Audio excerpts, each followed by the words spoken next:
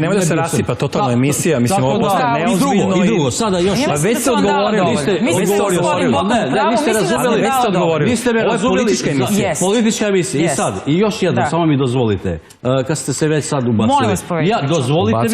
Dozvolite mi da zamolim gospodina, ne znam mu ime, da... Ne znate ime? Ne znam mu ime. Dobro. Dozvolite mi da ga zamolim, ne sad, ne ono emocionalno, ne sa nervozom, nego da, bar dok smo ovde u emisiji, bar dok smo zajedno, nemojte da upotrebite reč šiptar. 3 puta ste to rekli.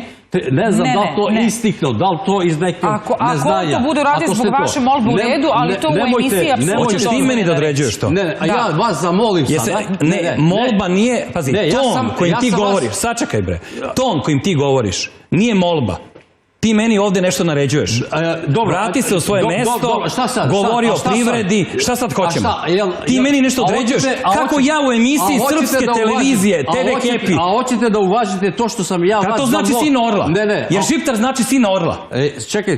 Jer šiptar znači sin Orla. Nemoj da dižeš glas i nemoj da mi se dereš. I nemoj da mi se tako... Napadaš me, vrati se nazad u svoju poziciju. Dobro, očekivane Ti određuješ ovdje. Hoćete da uvažite moju molbu. Jel on ovdje voditelj? Neće da uvaži vašu molbu i nastavljamo emisiju. Neće uvažiti molbu i nastavljamo emisiju. Čemu ti pričaš? Ja vas sad molim da, bar dok smo u ovoj emisiji, vi nastavite posle 1000 puta to ponovite. Ja sad, poštujte me, jer ja to ne volim da me zovete šiptar. Ja nisam došao ovdje zbog tebe. Zato što i ja nisam došao ovdje zbog tebe. Jesam ja rekao da si ti šiptar? Jesam ja rekao da si ti šiptar? Di si upotrebio to? Ne, još jednom vas pitam sad. Ja vas zamolim. Jel ne postoje šiptari? Pa ne znate vi da kažete šiptar. Nije šiptar, nego šiptar. Dobro, jel ne postoje? To je srpski način na koji mi u Beogradu i Srbiji nazivamo to bez nikakve tenzije, bez mržnje. Vi to ne znate da izgovarate. Ne, mi tako izgovaramo. Vi nemate slovo će i slovo i zato je mi ne kažemo uvreda. Washington, kažemo Washington. To je naš srpski način. Tako isto i šiptar. Kakve veze ima priča o poštovanju? Ja ovdje govorim nečem drugom. A hoćete da me poštite da to više tako ne kažete? Ja ne mogu da verujem da ti u sred Beograda meni držiš lekciju i određuješ mi da ja ne mogu da govorim ono što ja hoću da kažem. Jovana, još jednom. Ne može. Ti možeš da napustiš emisiju. Slobodno napusti emisiju. Majstor, a onda idemo.